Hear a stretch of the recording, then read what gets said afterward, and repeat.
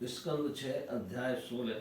चित्रकेतु का वैराग्य तथा संकर्षण देव के दर्शन। श्री सुखदेव जी कहते हैं, परीक्षित तदंतर देवर्षि नारद ने मृत राजकुमार के जीवात्मा को शोकाकुल स्वजनों के सामने पृथक बुलाकर कहा। देवर्षि नारद ने कहा, जीवात्मन, तुम्हारा कल्याण हो। देखो, तुम्हारे माता पिता हृदय संबंधी तुम्हारे वियोग से अत्यंत शोकाकुल हो रहे हैं, इसलिए तुम अपने शरीर में आ जाओ और शेष आयु अपने सगे संबंधियों के साथ ही रहकर व्यतीत करो। अपने पिता के दिए हुए भोगों को भोगो और राज सिंहासन पर बैठो। जीवात्मा ने कहा, देवर्षि, मैं अपने कर्मों के अनुसार देवता, मनुष्य, पशु, पक्षी आदि योनियों में न जाने कितने जन्मों से भटक रहा हूँ। उनमें से ये लोग किस जन्म से मेरे माता पिता हुए किस जन्म में मेरे माता पिता हुए। विभिन्न जन्मों में सभी एक दूसरे के भाई, बंधु, नाती, गोती, शत्रु, मित्र, मध्यस्थ, उदासीन और द्वेषी होते रहते हैं। जैसे स्वर्ण आदि क्रय विक्रय की वस्तुएं एक व्यापारी से दूसरे के पास जाती आती रहती हैं, वैसे ही जीव भी भिन्न भिन्न योनियों में उत्पन्न होता रहता है। इस प्रकार विचार करने से पता लगता है, मनुष्यों की अपेक्षा अधिक दिन ठहरने वाले स्वर्ण और पदार्थों का संबंध भी मनुष्यों के साथ स्थायी नहीं, क्षणिक भी होता है। जबकि जिसका जिस वस्तु से संबंध रहता है, तभी तक उसकी उस वस्तु से ममता भी रहती है। जीव नित्य और अहंकार रहित हो, वह गर्भ में आकर जब तक जिस शरीर में रहता है, तभी तक उस शरीर को अपना समझता है। ये जीव नित्य अविनाशी सूक्ष्म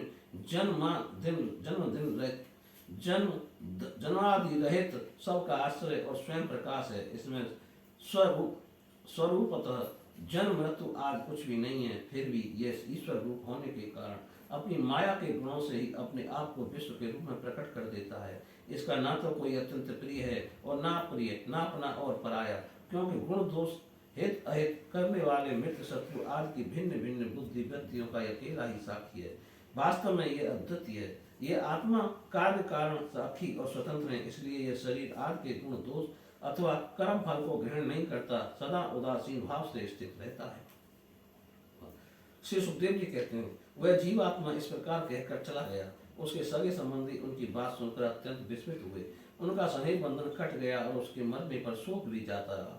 इसके बाद जाति वालों ने बालक की मृत्यु को लेकर जाकर तत्कालोचित संस्कार और अर्धदेह क्रियाएं पूर्ण की और इस दुस्सज्ज शरीर को छोड़ दिया, जिसके कारण शोक, मोह, भय और दुख की प्राप्ति होती है।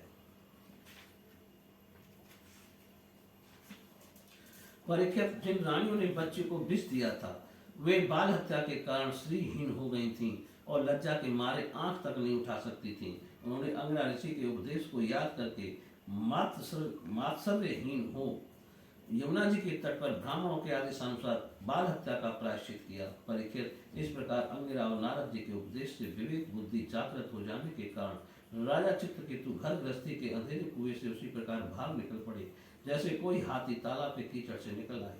उन्होंने यमुना जी में वेद पूर्वक स्नान करके तर्पण आदि धार्मिक क्रियाएं की।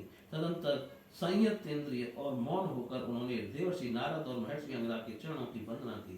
भगवान नारद ने कहा, चित्रकेतु जितेंद्रिय भगवत भक्त शरणागत हैं, अतः उन्होंने बहुत प्रसन्न होकर उन्हें इस विद्या का उपदेश दिया। देवर्षि नारद ने योग उपदेश किया। ओंकार स्वरूप भगवान, आप वासुदेव, प्रद्युम्न, अनिरुद्ध और संकर्षण के रूप में क्रमशः चित्त, बुद्धि, मन और अहंकार के अधिष्ठाता हैं। मैं आपके इस चतुर्व्यूह रूप का बार बार नमस्कार पूर्वक ध्यान करता हूँ। आप विशुद्ध विज्ञान स्वरूप हैं। आपकी मूर्ति परमानंदमयी है। आप अपने स्वरूप भूत आनंद में ही मग्न और परम शांत हैं। द्वैत दृष्टि आपको छू तक नहीं सकती। मैं आपको नमस्कार करता हूँ। अपने स्वरूप भूत आनंद की अनुभूति से ही आपने माया जनित राग द्वेष आदि दोषों का तिरस्कार कर रखा है। मैं आपको नमस्कार करता हूँ। आप सबकी समस्त इंद्रियों के प्रेरक परम महान और विराट स्वरूप हैं। मैं आपको नमस्कार करता हूँ। मन सहित वाणी आप तक न पहुंचकर बीच से ही लौट आती है। उसके उपरत हो जाने पर अद्वितीय नाम रूप रहित चेतन मात्र और कार्य कारण से परे की वस्तु रह जाती है। वह हमारी रक्षा करे।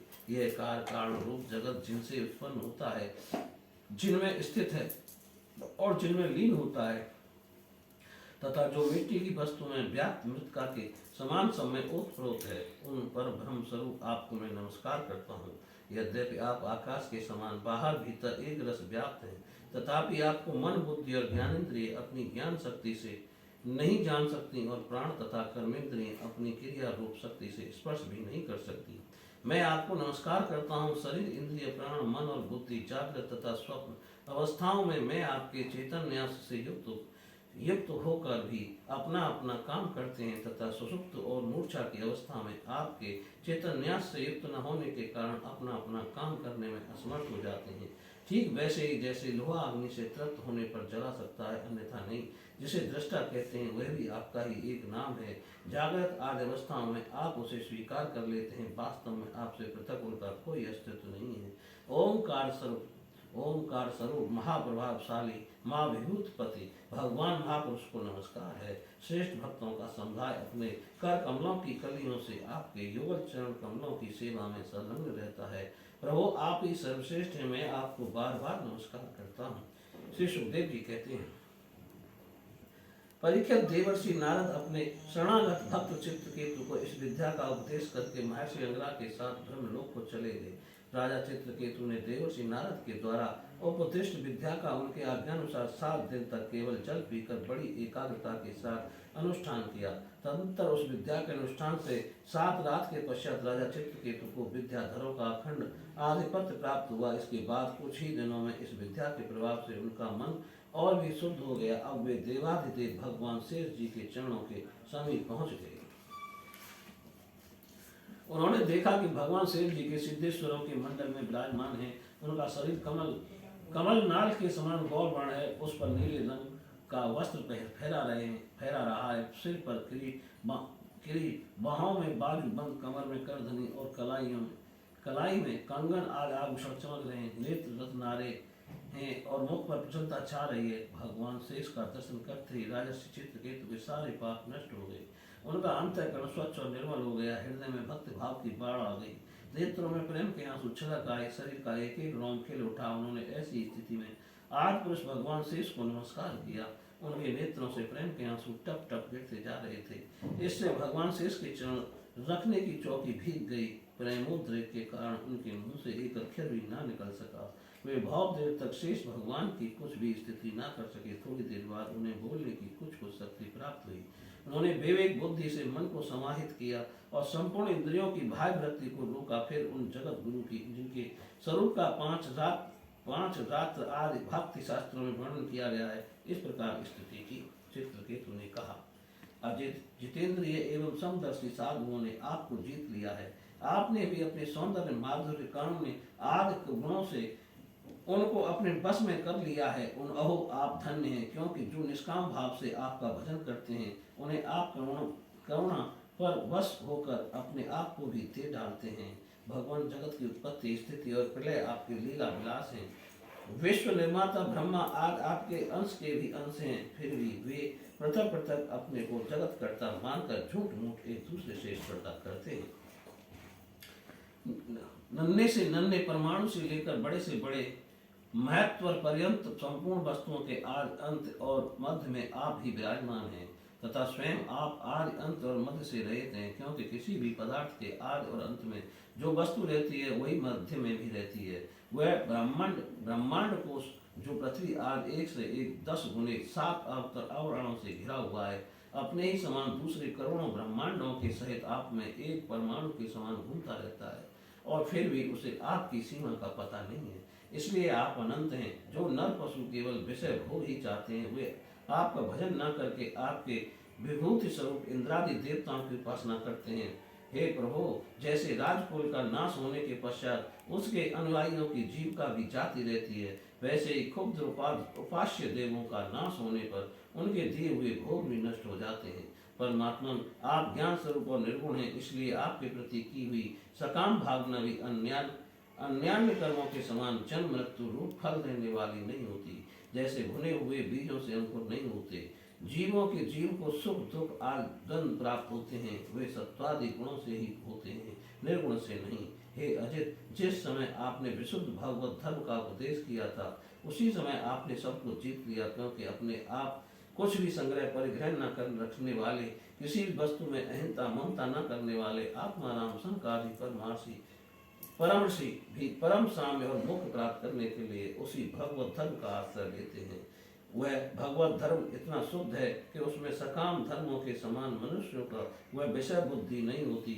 यह मैं हूँ, यह मेरा है, यह तू है, यह तेरा है। इसके विपरीत जिस धर्म के मूल में ही विषमता का बीज बो दिया जाता है, वह तो अशुद्ध नाशवान और अधर्म बहुल होता है।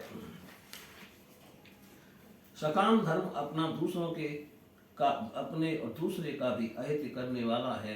उससे अपना न पराया किसी का कोई भी प्रयोजन हित सिद्ध नहीं होता।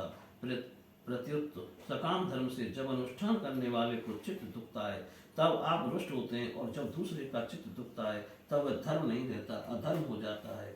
भगवान आपने जिस दृष्टि से भगवत धर्म का निरूपण किया है वह कभी परमार्थ से विचलित नहीं होती। इसलिए जो संत पुरुष चर अचर समस्त प्राणियों में समदृष्टि रखते हैं वही उसका सेवन करते हैं। भगवान आपके दर्शन मात्र से ही मनुष्यों के सारे पाप क्षीण हो जाते हैं। यह कोई असंभव बात नहीं है, क्योंकि आपका नाम एक बार सुनने से ही नीच चांडाल भी संसार से मुक्त हो जाता है। भगवान इस समय आपके दर्शन मात्र से ही मेरे अंतःकरण का सारा मल धुल गया है। सो ठीक ही है, क्योंकि आपके अनन्य प्रेमी भक्त देवर्षि नारद जी ने जो कुछ कहा है वह मिथ्या कैसे हो सकता है। अनंतर आप संपूर्ण जगत के आत्मा हैं, अतएव संसार में प्राणी जो कुछ करते हैं वह सब आप जानते ही रहते हैं। इसलिए जैसे जुगनू सूर्य को प्रकाशित नहीं कर सकता, वैसे ही परम गुरु आपसे मैं क्या निवेदन करूं। भगवान आपकी ही अध्यक्षता में सारे जगत की उत्पत्ति स्थिति और प्रलय होते हैं। योगी जन भेद दृष्टि के कारण आपका वास्तविक स्वरूप नहीं जान पाते। आपका स्वरूप वास्तव में अत्यंत शुद्ध है। मैं आपको नमस्कार करता हूँ। आपकी चेष्टा से शक्ति प्राप्त करके ही ब्रह्मा आदि लोकपाल गण चेष्टा करने में समर्थ होते हैं। आपकी दृष्टि जीवित होकर ही ज्ञानेन्द्रियां अपने अपने विषयों को ग्रहण करने में समर्थ होती हैं। यह भूमंडल आपके सिर पर सरसों के दाने के समान जान पड़ता है। मैं आप सहस्त्र शीर्षक भगवान को बार बार नमस्कार करता हूँ। श्री सुखदेव जी कहते हैं, परीक्षित, जब विद्याधरों के अधिपति चित्रकेतु ने अनंत भगवान की इस प्रकार स्तुति की तब उन्होंने प्रसन्न होकर उनसे कहा। श्री भगवान ने कहा, चित्रकेतु, देवर्षि नारद और महर्षि अंगिरानी, तुम्हें मेरे संबंध में जिस विद्या का उपदेश दिया है उससे और मेरे दर्शन से तुम भली भांत सिद्ध हो चुके हो। मैं ही समस्त प्राणियों के रूप में हूँ, मैं ही उनका आत्मा हूँ और मैं ही पालन करता भी हूँ।